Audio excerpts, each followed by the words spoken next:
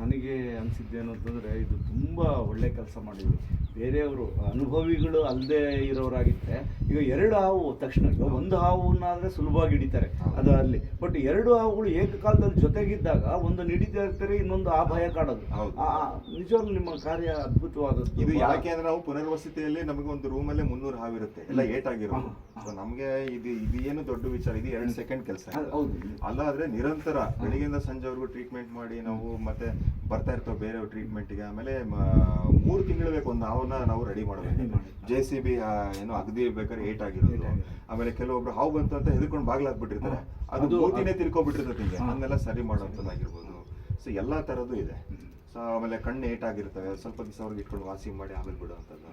ಸರಿ, ಎಲ್ಲ ಪಕ್ಷಿಗಳು ಎಲ್ಲನೂ ಮಾಡ್ತೀವಿ. ಅಂದ್ರೆ ನಮ್ದು urban wild life rescue service ಅಂತ ಸರ್. ಅಂತಂದ್ರೆ ಸಿಟಿ ನಗರ ಈಗ ಡೆವಲಪ್ ಆಗ್ತಾ ಇದೆ. ನಗರ ಹೆಂಗ್ ಡೆವಲಪ್ ಆಗುತ್ತೆ, ಈಗ ತೋಟಗಳನ್ನೆಲ್ಲ ನಾವು ಈಗ ನೋಡಿ ಇಲ್ಲಿ ಒಂದು 4-5 ಪಕ್ಷಿಗಳು ನೋಡ್ತಾ ಇದ್ರೆ ಇದೆಲ್ಲನೂ ಅರ್ಬನ್ ವೈಲ್ಡ್ ಲೈಫ್ ನೋಡಿ. ಅದು ಕುಂಡಿ ಕುಣಿಸ್ಲಕ್ಕಿ ಅಂತ, ಅದು ಇಂಗ್ಲಿಷ್ ಅಲ್ಲಿ ಅದಕ್ಕೆ ವ್ಯಾಕ್ಟೈಲ್ ಅಂತ ಕರಿತೀವಿ. ಸೊ ಸುಮಾರು ಪಕ್ಷಿಗಳು ಇಲ್ಲೊಂದು ಬಂತು ಅವಾಗೆ. ಸೊ ಈ ತರ ಒಂದು 10-20 ವೆರೈಟಿ 25 ವೆರೈಟಿ ಲೋಕಲ್ ಬರ್ಡ್ಸ್ ಇದೆ. ಆಮೇಲೆ ಅದರದೇ ಆದಂತ ಟೆರಿಟರಿ, ಆಮೇಲೆ ವಾಸಸ್ಥಳಗಳು. ಸೊ ಆ ವಾಸಸ್ಥಳಗಳು ಡೆಸ್ಟ್ರಾಯ್ ಆದಾಗ ನಾವು ಇನ್ನೊಂದು ಪ್ಲೇಸ್ ನಾವು ಕೊಡ್ಬೇಕಾಗುತ್ತೆ. ಸೊ ಆ ಕೆಲಸದಲ್ಲೂ ಇದೀವಿ ನಾವು. ಹ್ಯಾಬಿಟೇಟ್ ನ ಸೇವ್ ಮಾಡಬೇಕು, ಈ ಕನ್ಸರ್ವೇಷನ್ ಅನ್ನೋದು ಅದರ ಅಡಿಯಲ್ಲಿ ಬರುತ್ತೆ.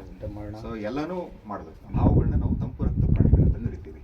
ಸೊ ಇದು ಲೈಕ್ ಹೆಕ್ಟೋಥರ್ಮಿಕ್ ಅಂತಂದ್ರೆ, ಈಗ ನಾವಿದೀವಿ, ಈಗ ನಾವು ಮೈಸೂರಿಂದ ಇಲ್ಲಿಗೆ ಬಂದ್ವಿ, ನಮ್ಮ ಬಾಡಿ ಟೆಂಪರೇಚರ್ ಏನು ಚೇಂಜ್ ಆಗಲಿಲ್ಲ. ಆದ್ರೆ ಈ ಹಾವಿದೆಯಲ್ಲ, ನೀವು ಇಲ್ಲಿಂದ 4 ಕಿಲೋಮೀಟರ್ ದೂರ ಬಿಟ್ಬಿಟ್ರು ಅದ್ರದ್ದು ಬಾಡಿ ಟೆಂಪರೇಚರ್ ಚೇಂಜ್ ಆಗ್ತದೆ.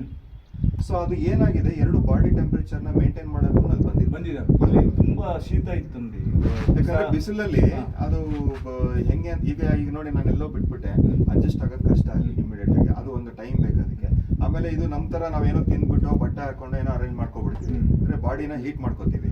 ಈಗ ನಾವೇನೋ ಬೆಲ್ಲ ತಿನ್ಬಿಟ್ರೆ ಬಾಡಿ ಹೀಟ್ ಆಗ್ಬಿಡುತ್ತೆ. ಅದು ಹಂಗಲ್ಲ, ಅದು ಬಿಸಿಲು ಬರಬೇಕು, ಆಮೇಲೆ ಇನ್ನೆಲ್ಲೋ ಹೋಗಿ ಹಿಂಗೆ ಮಡ್ಸ್ಕೊಂಡು ಕೂತ್ಕೋಬೇಕು. ಸೊ ಅದು ಅಷ್ಟು ಕಷ್ಟ ಇದೆ. ಆಮೇಲೆ ತೆಳ್ಕೊಂಡು ಹೋಗೋಂಥ ಹಾವುಗಳಿವೆಲ್ಲ.